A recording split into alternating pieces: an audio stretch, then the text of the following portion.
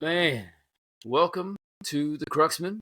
I am Papa. We got my boy Salt here, Yeah. and coming at you. What is this? Episode 25. Episode 25. B.O.H.I.C.A. Yeah, a little bit different background here. Today, in Las Vegas, it is quite chilly in the desert. Wind is kicking, so you get to look at my curtains as my backdrop. That's okay. It's all right. It's all right. 2024, man. 2024. It's already started as a roller coaster of a year. I'm gonna tell you something. It is, like you ever get to a point in life you're just like, man, I need life to give me a break. You know what I mean? And as soon as you say it, life's like, pap. Like here's something. Let's see how much you can tolerate, and honestly, still maintain. So like that's kind of what I'd like to talk about today, right? Like and this isn't necessarily this isn't a man versus woman type of thing. It is very strictly because I mean there's a lot of single moms out there. They got multiple jobs. Life is just shitting on them constant, and they got to find a way to maintain and still be there, still be present, and still be positive and optimistic. For their children. That they're also trying to raise. So so some folks may look at my problems and go, man, those are real first world problems. Some of them. But it all comes down to the person, right? So for me, 2023 was a difficult year. We lost a lot of family members. I'll just leave it at that. 2024, so far, my wife has ended up in the hospital and had to have a surgery. Had to take my idiot dog to the vet today because he ate something. Don't know what it is. The vet couldn't even tell us. They were like, oh, $1,000 and we'll do some x-rays and maybe we'll get an answer or maybe we won't. So he's breathing. So we're just going to wait that one out.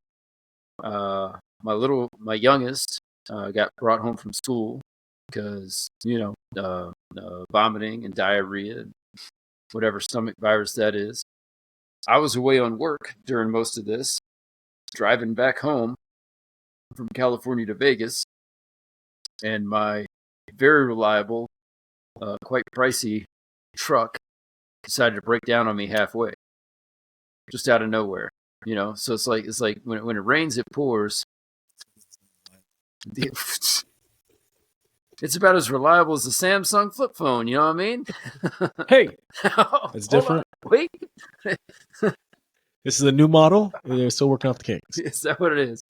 Okay, I'll say the same thing about my truck then. I'll say the same thing about the truck.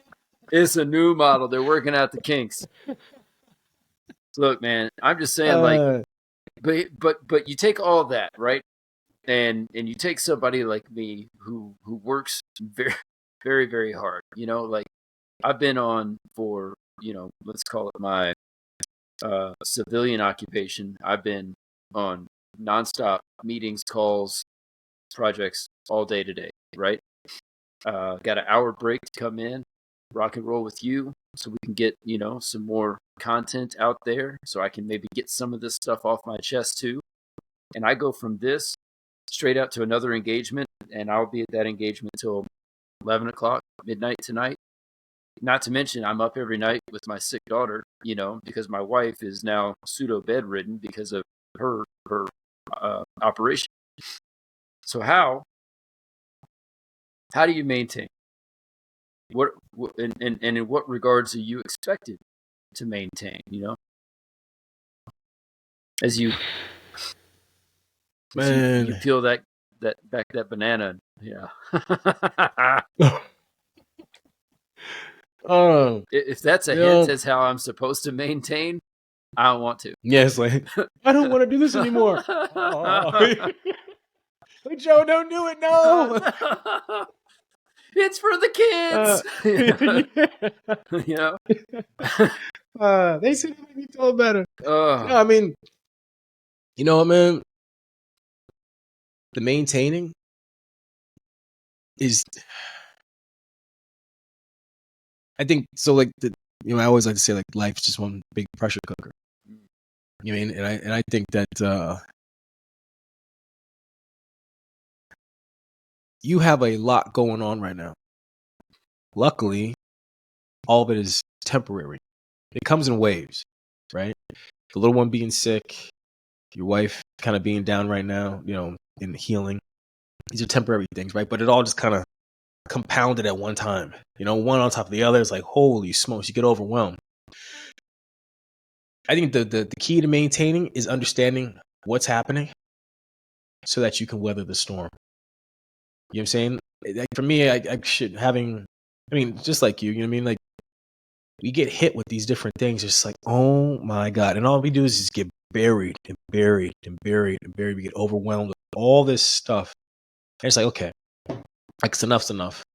And at some point, it's like you just want to throw your hands up and just quit. Like, you know what? I'm out. Like, I'm done. You know what I mean? Like, there's nothing else. I can't operate under these conditions, right? And when I get to that point now, it's like, okay, I'll go through my little slump, if you will. And then I'm like, okay, so like, let me in the grand scheme of things, what is important? What can I take control of right now, despite all this other stuff? What can I do right now to start changing this situation, right? And the only thing, only thing you could do is just keep working like you're doing, taking care of the little one, taking care of your wife. That right there, if you do that to the best of your abilities, everything will sort itself out. If people understand at work that, hey, I got, like, my wife's in, people are pretty flexible with that, luckily. But as long as, because like I said, it's temporary, luckily, that's the case, and just getting everyone on the mend and just being like, okay, you know what, this is like the zone that I'm in. And anything else outside of this, hopefully, like with the truck, right? It's like, fuck, getting that somewhere to be fixed. If that's in works, cool. Now, how do I manage getting around in the meantime while that's getting handled?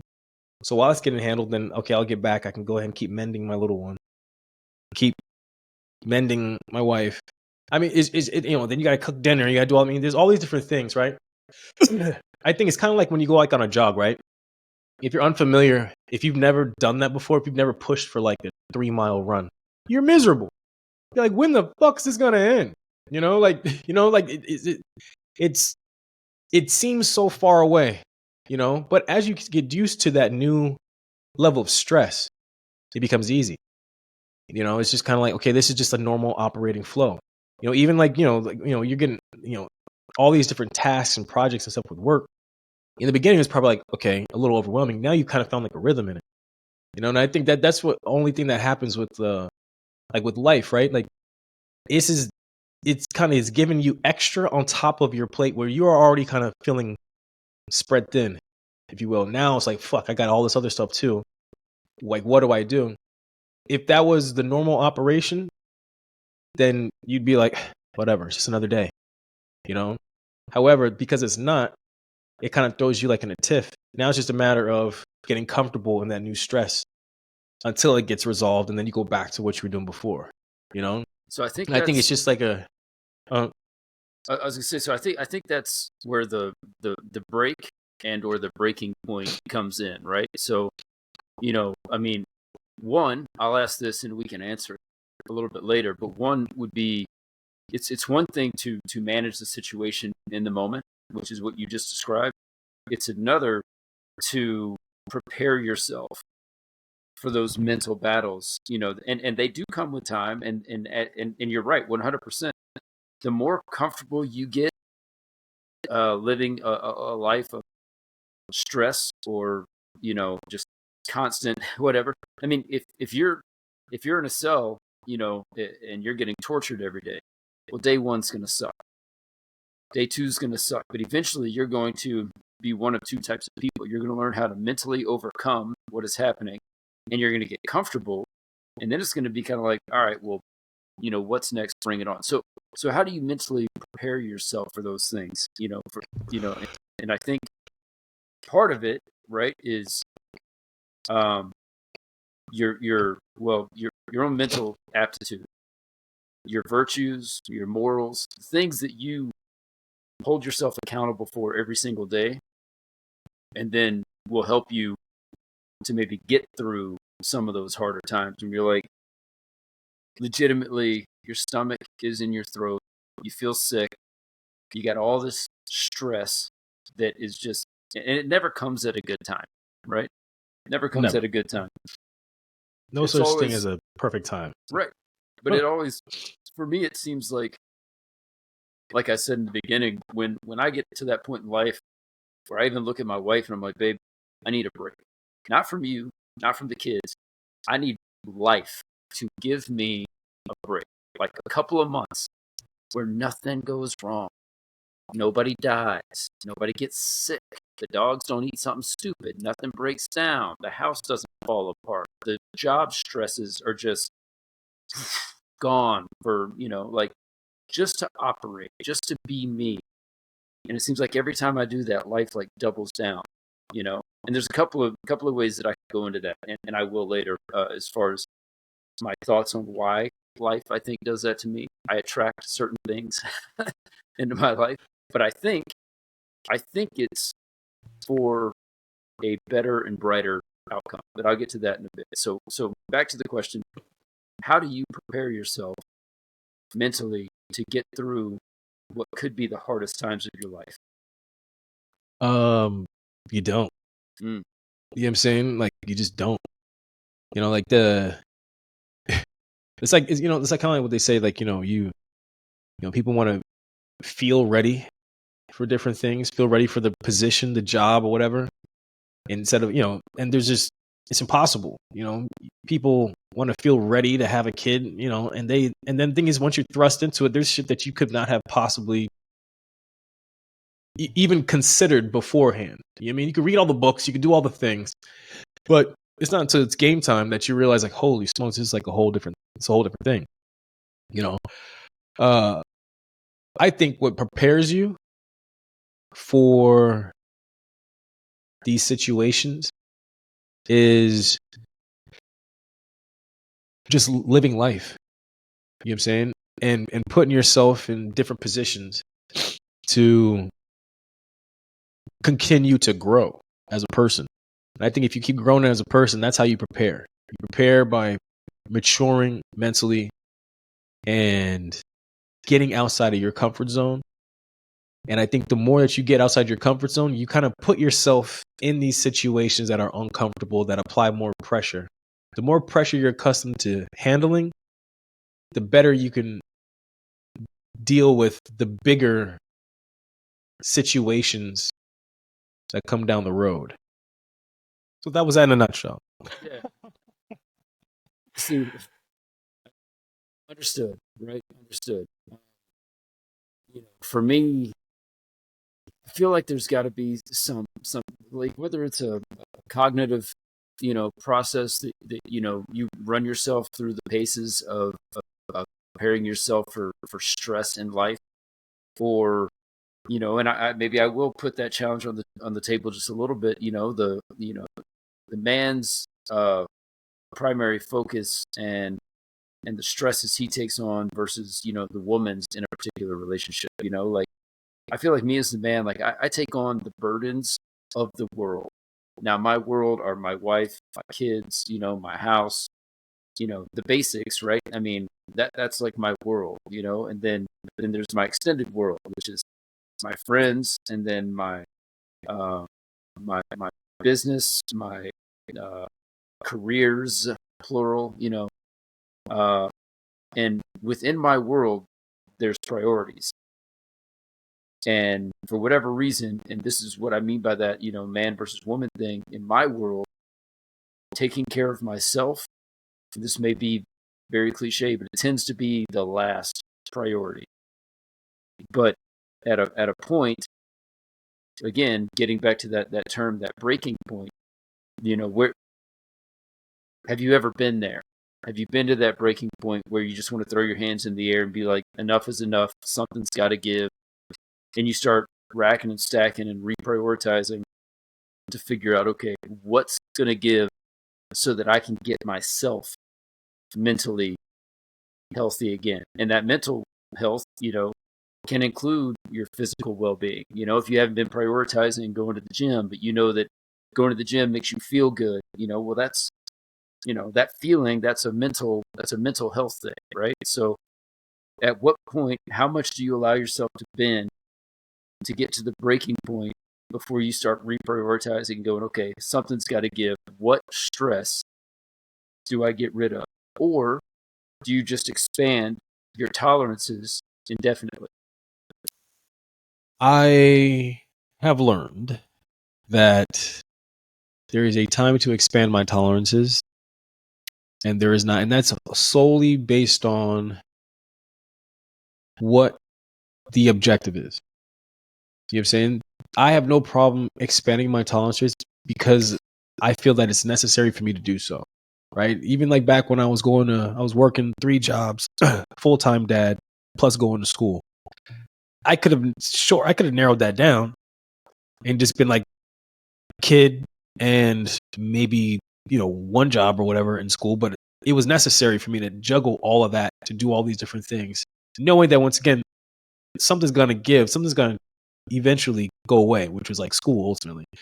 But I think it's like for me, even like last year, like for me, like I don't really bend much unless there's a purpose behind it. You know what I'm saying? I pride myself, for the most part, I do my best to minimize the bullshit. You know what I'm saying? So I will allow, think about like even like relationships, right? Like if you let a lot of things fly in terms of how people in general are treating you, from the job to the fam to all these different things, it starts to wear on you. It starts breaking you down. You know what I'm saying? And then so like what? You just kind of sit back and just take it and just allow for more? Or at what point do you stop that and be like, you know what? Listen, you know what I'm saying? Fuck you and fuck you and fuck you. And you start setting these boundaries, right? And then now that's where you kind of reach that breaking point. You set the boundaries. And now at that point, things now can become a little more comfortable in your world. Because like, you know what? I know that if someone goes outside of these parameters, we're done here. Like simple as that. Like we're done here. And now my stress load becomes less and less and less. So either people start operating the way that they should. And granted, not everybody can fit that, those parameters. However, you only probably have to deal with those people on a minimal basis. You know what I'm saying? And there's like a reason why you're having to deal with these individuals. Outside of that, like in terms of personal life, shit, you can just get rid of people left and right. And you can build that tribe to spec because you all feel the same way. You all look at it the same way. So, do you think it's possible to do that after the fact? And I'll give you an example. Absolutely. Right? Okay, so like in a relationship, Mm-hmm. I was reading a thing the other day and it was talking about boundaries versus expectations. Mm-hmm. Boundaries would be me telling you like, hey, this is where I will stop. Yeah. Right? Yeah. And an expectation is me telling you how far I want you to go. Yeah. Right? So if you set boundaries and expectations in a relationship, it's automatically got to be going both ways, right? Like, this is what I expect from you. And if you're not upholding that, then my boundary is this, and that's where this will stop. So 100%. Can you impart those boundaries and expectations after the fact and try to get back to neutral in a relationship, in a job scenario, office workspace, or otherwise with your boss? You know what I mean? I think you can. I think, and now granted, depending on who you're dealing with, whatnot, of course, there's ways to go about it to communicate that. But I think you can reestablish those boundaries. Some people that I think that care, they will understand why you're setting that boundary, and they will respect that. And they're gonna say like, you know what, I get it, understood. You know what I'm saying? Maybe I shouldn't do this, or maybe this shouldn't happen. Whatever, right? They can respect that. I think you can always reset those boundaries, but some people are going to resist it. They're going to fight it.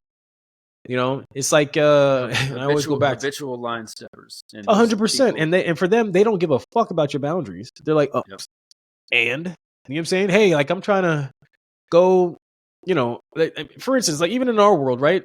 Like someone legit having like an issue with alcohol or partying, right? And they're like, you know what? Like I'm done.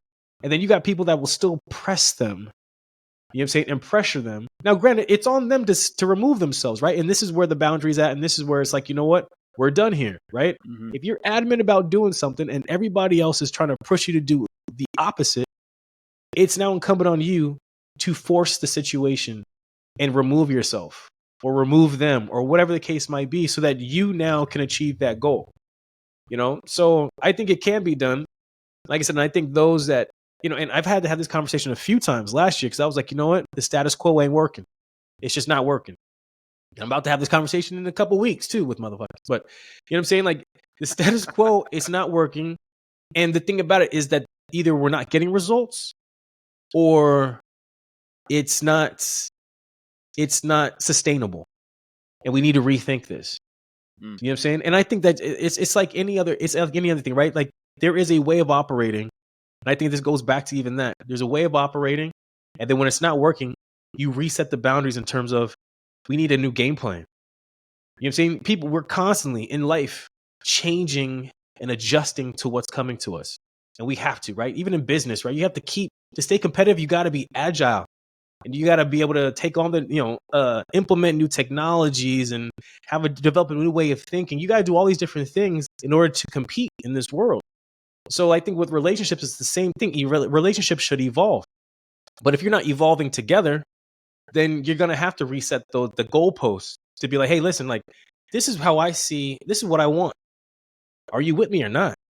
Yeah. Because if not, there's going to become a strain in the relationship. Because I'm very, very adamant about making this happen. Like, you know what I'm saying? You don't have to, and you don't even have to appreciate it, but you have to respect it. 100%. Just respect it. Hey, you want to be a monk? Be a monk. Shit, I applaud you. You know what I'm saying? Maybe I'll dabble from time to time. I'll shave the head. I'm already there. But other than that, you know what I'm saying? Like, there's I don't have to internalize. I don't know where you've been to make you go that way, to make you feel this way. However, what I can do is respect it and understand, okay, you know what? That's their path. You know what I'm saying? And the thing about it, and this is what's so crazy, is that, and sometimes, right? But like, usually it's the person that steps out and starts doing something else, and they kind of show other people a different way of doing business, especially when it's improving their lives. That's when it makes other people kind of sit back and be like, huh, well, shit, maybe I should join them. I want that too. I'm kind of tired of this too. You know what I'm saying? But it takes that one a lot of times to make that change, and then it inspires other people to do the same. So, and I think like the way you live, like how we live, people around us, whether it's our intention or not, I think we inspire people to push, to be their best, to get after it. You know what I'm saying? Just by functioning alone, that's, these high functioning people that are in the world, they inspire people to go after it for themselves, to go get it. The jealous people out there, they'll sit there and be like, oh man, fuck them dudes. But then there's people out there be like, you know what? That's like a role model. You know what I'm saying? And especially, we're very personable. We can sit down and talk with these folks like, well, shit, yeah, absolutely. We'll give them the keys to the castle. Hey, this is how you do it. Boom, boom, boom, boom, boom. Here, step one, do this, come back to me when you're done. But a lot of people don't want to do the work. Yeah. A lot of people are scared of the work. And what we're doing is we're asking them to change their goalposts. We're asking them to change their, to make that shift for themselves. Mm-hmm. But what they're thinking about is, well, fuck, I'm going to lose. That seems like really difficult. And maybe like their friends are going to appreciate it. Because we like to hang out and smoke weed all day. What do they got to sacrifice to get there? 100%. You know what I'm saying? Yeah. So it's like, okay, what's it to you? What do you want to do? Well, so that's kind of what was driving the question earlier of, how do you prepare yourself, right? And if you're saying you can't, well, then I would challenge that and say, even this, how do you think you and I got to be where we are? Is it biological? Is it just in our DNA to operate at a high level, be able to operate in high stress environments? Now, granted, you got two kings of the jungle, that are willing to work together symbiotically, Mm-hmm. So that is a huge plus for us. That may not be what other people have, and I mean, how many times have we read books and quotes and stuff like that talk about, if you want to be successful, surround yourself by successful people.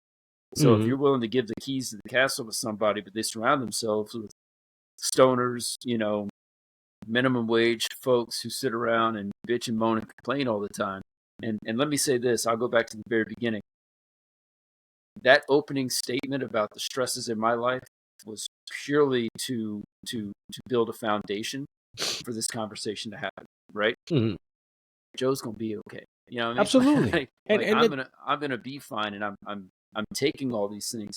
This Yeah. is my outlet. You specifically are my outlet to vent about certain things and to get additional perspective. And sometimes at a minimum, just to get that positive note of, hey man, like, you got this. You're going to be fine. What you said earlier was the most clarifying thing ever. And for whatever reason, I wasn't seeing it. But you said, how much of that is temporary? Control what you can control. Mm-hmm. And you know what? When it comes to people that find themselves, and like, of course you're gonna be all right. You know what I'm saying? And the thing about it, everybody ultimately is gonna be all right. You know what I mean? The thing about it is that it's and this for me, having gone through my shit, and even last year, thank God 23 is over, and things are looking much better now. You know what I'm saying?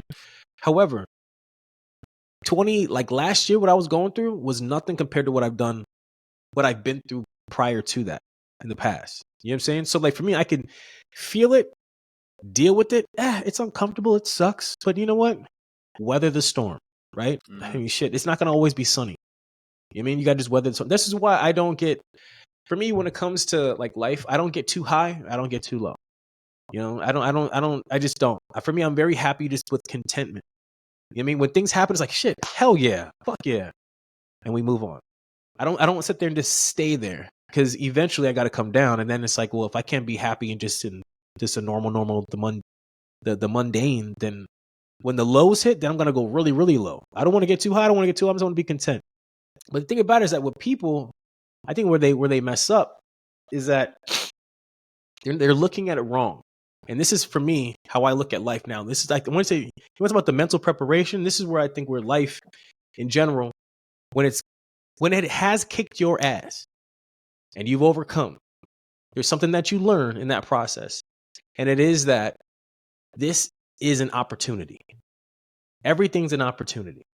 And if you look at it as an opportunity to grow, right? The reason why this is a pressure cooker and the reason why you're stressing is because, and not you, but like, in general, like where people are stressing is because they're looking at it, for them, it's the end of the world. Oh, shit, da da da. Okay. Or, like you were saying, it's like, you know what? Prioritize. Let's get it right. Let's manage it, right? And let's deal with the emotion that's going on inside. Let's manage that stress. I mean, because this isn't a one off. You know what I'm saying? This is going to happen again. That's like the beauty of the game. However, I think people start running away from it. Yeah. They want to run. They want to, they're trying to get out of it. And the thing is about it is that, and this is what people, they tell me, I want to make $1 million. I want to make all this money. But the thing about it, you couldn't handle the pressure that comes with being a millionaire. Yeah. You know what I'm saying? Because because as soon as you start making that type of money, people know you got it. The pressure that comes from, hey, this. And then how are you going to handle that? You know what I'm saying? However, if you've built it, if you've understood that, now you can weather that storm. It's going to be another type of pressure, but it's not like you're unfamiliar. You know what I mean? You've dealt with it on various levels in other ways it's manifested, but now it's like, okay, well, I've kind of been here. I can deal with this. I can manage this, having been in high stressing or high pressure situations in the past. Mm-hmm. So I think learning how to compartmentalize is a huge piece to succeeding in that regard, right? 100%. If you can't take, like for me, for example, right? Like we tend to get pretty honest without crossing any super specific, boundaries. But I probably put in of all of my, let's call it career oriented taskings in a week, I probably put in 60 hours a week. Mm-hmm. Whether that's on the road traveling for, whatever event or occasion or conference or whatever it may be, going up and doing some of that stuff we do in the air from time to time, linking up with you, getting Cruxman up and running, all that, 60 hours a week. And then I try to prioritize my family. Obviously I prioritize. I try to prioritize them more. I should have clarified.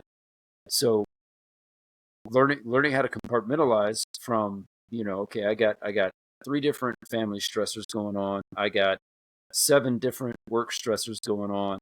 I got, 4 or 5 different stressors that I put on myself, whether it's my fitness level isn't necessarily up to speed. I need to dial back on the drinking. I need to try to eat a little bit cleaner. All the different things, whatever it may be, all this stuff.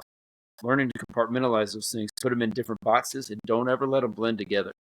As soon as those things start blending together, everything starts to melt down. That's what I've noticed, right? So, you talk about like, and now this is a very stereotypical thing, and this is from my understanding, 20s, 30s, 40s, where men were mainly the breadwinners, and they had to leave their work stress at the door when they came home, right? Don't take work home with you, I think is the term. So don't bring that shit home with you, right? Same thing going into a relationship. You know what I mean? Like, if I go into a relationship with somebody, I'm not going into a relationship with all of your negative history. Like, don't bring all that shit into this relationship because I did not cause any of that. Yeah. Right? Now, if there's a trigger, right, that's setting your boundaries and managing expectations with whoever it is, letting them know, like, hey, this is a trigger for me. No, you didn't do it. Just so you know, this is probably how I'm going to react if this goes down, right? Yeah. Setting those expectations, managing your own boundaries, and allowing yourself to expand and become more comfortable, with the uncomfortable. Yeah. You know what I mean? Like, I think that, and that's, if you want to be proactive, I guess, about it, this is what I do on a regular. I try to create or put myself in uncomfortable positions, not just for the sake of being uncomfortable. I'm not going to just walk and be like, let's see, here goes an orgy, and let me see what dude wants to give me the work, because it's uncomfortable. It's nothing like that. However, in terms of something that it's outside my comfort zone, but I would like to experience it. You know what I'm saying? It was a very odd example. It was, and that was horrible. Actually, it was quite bad. I don't know why I even went there. However, but that's like the worst of uncomfortable. I don't need that. But I think when it like I don't even know like why they. But if let's just say like public speaking is like your crutch, and you're just like, oh my god, like people. I had this long debate about the word anxiety, and maybe we'll get into that a little bit. But like, if you're uncomfortable speaking in front of people, well, then what you should do is probably start speaking in front of people. Mm-hmm. That's how you fix that. The thing is going up there and feeling it and dealing with that emotion, right? And like I said, I think that is a type of pressure, like even leading up to it, like fuck. But think about it with life, there's no preparation. I couldn't tell you tomorrow what's going to happen. I have no idea. So how can I prepare for it? How can I prepare for a family member of mine, very dear to me, dying tomorrow? Yeah. You just can't. You know what I mean? It's so random. And this world is a constant test. There's things that people are living through right now I can't possibly imagine. Oh, yeah. Like right now. You know what I'm saying? And you want to talk about stress, but for them, it's just the norm. I'm looking at it as like, fuck that. But for them, they're like, hey, what's the big deal? It's just how, you know what I'm saying? So there's so many levels to it. And it's just kind of like, how quickly can you adapt? And overcome. Yes. You know what I'm saying? If you can adapt quickly and manage it, you win. The quicker you can adapt to the new situation, because it's going to keep changing, right? The faster you can manage it and keep moving forward, correct it, whatever that might be, and then get back to a place where it's comfortable again. And I think that's the key piece, is like adapting to the new. You know what I'm saying? It's such a silly person to reference, but Seth Rogen went off on a rant one time, and he was asked a question, and of course I don't know that he can really take anything seriously, but he said something that kind of stuck with me. And he said, people that fail, he was talking about like the Hollywood business, stuff like that, but he's like, people who aren't successful here, people who fail, it's not because Hollywood didn't want them, it's because they quit. And he goes, and I think that's kind of how it is in life, like, you're never going to know how successful you could have been if you quit. Mm-hmm. Just because you didn't get the result you wanted fast enough, that's not an excuse to quit, right? If you quit, you apparently didn't really want it that badly. You can say you did, but if you got it that quickly, then you're going to be that example, that we've discussed before, where, you become an overnight millionaire, you win the lottery, everybody finds out you got that money, and within a few months, I think is the average for people going from winning the lottery to being just as broke as they were before. Yeah, if not more so, because now you done bought a bunch of BS that you can't manage. Yeah, So if you haven't got it yet, it's probably because the universe, God, and I'll tie this back in with what I was saying earlier, because you know me, I like to bring things full circle, right? Mm-hmm. The universe, or God, whatever your belief system is, knew you weren't ready for it yet. And so how I'm tying that into the original point of this discussion is that I think, and this is hard, right? This is where I have to compartmentalize and I have to forget about the stress of the situation. And I have to remind myself, I'm being expanded, I'm being broadened, I'm being toughened up even more so for whatever the next thing is that happens, right? Mm-hmm. So a lot of stress, and really each of those things I mentioned earlier, not a huge stress if it's just, okay, this happens this day, this one happens this day, this one happens this day. It's a lot of stuff in a row, but when it all happens at one time, my stress comes in because I'm like, okay, how do I prioritize all these different situations? And I mean like now, so that I can start executing and get things done the way it needs to get done, Yeah. And even in the moment too, something that I definitely think about, when I go into like my little place of solitude, I'm thinking like, okay, in real time, right? A lot of people usually hindsight is 2020, right? Hindsight, it's not until like the experience is over that they can go back after some time when they've kind of like healed a little bit, whatever, and then they can kind of start reflecting and dissecting what exactly happened and what they gained out of it. You know what I'm saying? Like a lot of times when like the pressure is on right now, sometimes I look at that as life trying to force me to see something a certain kind of a way, or to push me into something or a decision that maybe I've been wavering on, whatever the case might be. So a lot of times, like, even in like a situation like yourself, if I'm taking care of multiple people and say like, if I'm not a very compassionate person, and I'm like, yo, like, what's the matter with you? Da, da, da, da. But now I'm kind of being forced to gain some compassion where I'm taking care of folks, something that maybe I never really had to do. You know what I'm saying? But now I'm doing that. And I'm not only am I doing it, that I kind of find that, like, holy smokes, I've been missing out on this. You know what I'm saying? This is what people have done for me, but like, this is my first time ever like truly reciprocating.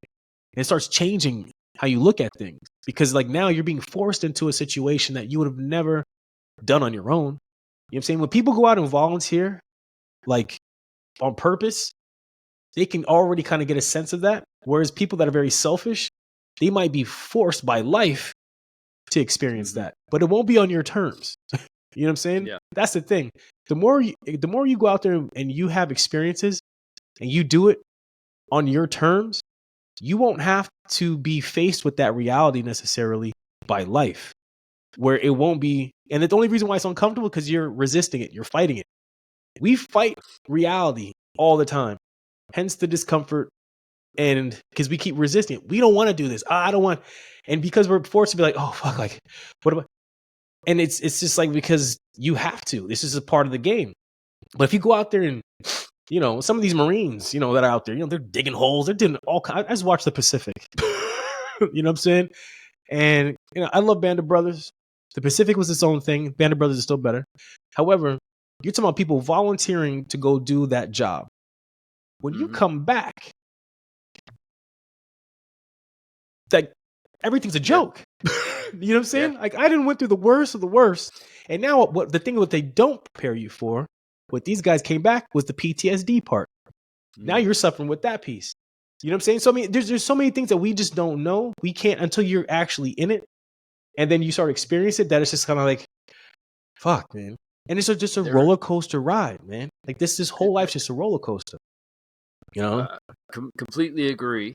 I will say though, when it comes to hindsight being 2020, you mentioned that earlier. Yeah, hindsight is 2020. However, and I'll go back to my original question. And this would be my personal answer to how can you prepare yourself for anything, We always talk about hindsight is 2020. But if you have just a little bit of foresight to be able to have an educated prediction about multiple outcomes before you dive into something, you are going to be better prepared in the long run, right? And then, even if on the backside you're like, I failed. You may have failed, but I guarantee the hindsight 2020 information that you've gathered is leaps and bounds above what you would have gotten had you not prepared a little bit, predicted a little bit, ran yourself through the different courses, the different outcomes, So, but I think stuff like that comes with practice. You know what I'm saying? Because like you were saying before, prioritizing, right? I think that prioritization, you already in your mind, even subconsciously, have already made those predictions, and you're already racking and stacking priorities. You know what I'm saying? In terms of like, how do I get through this? And the predictions I've already made. You know what I mean? Because you can already see it. Okay, I'm gonna do this, boom, boom, boom, boom, boom, and then this is gonna be the outcome. It's just already done. Let's just talk about arguing with your wife. Yeah, okay? I can only. All right, look. Now I'm gonna tell you right now. So many men who I look up to, all of my mentors, have been like, Joe, she's upset about something. Say, honey, you're right. Even if you know she is dead wrong. He goes, think about the outcomes. What are the possible outcomes here? You stand your ground, and then what? It's all about self-preservation. You lose, right? At a minimum, you go, you know what, honey, you're right. I'm sorry. And at least you get to go to bed peacefully that night. You know what I mean? Hey, absolutely, man. It's catch-22. Can I get you a glass of wine, sweetheart? Did I tell you how nice your hair looked today? Like, you've been on your feet all day, haven't you? Have a seat on this couch and rub those feet. And here's the wine to go with that. I didn't go that far. Pause. Put the big toe in your mouth. No. Like a ring pop.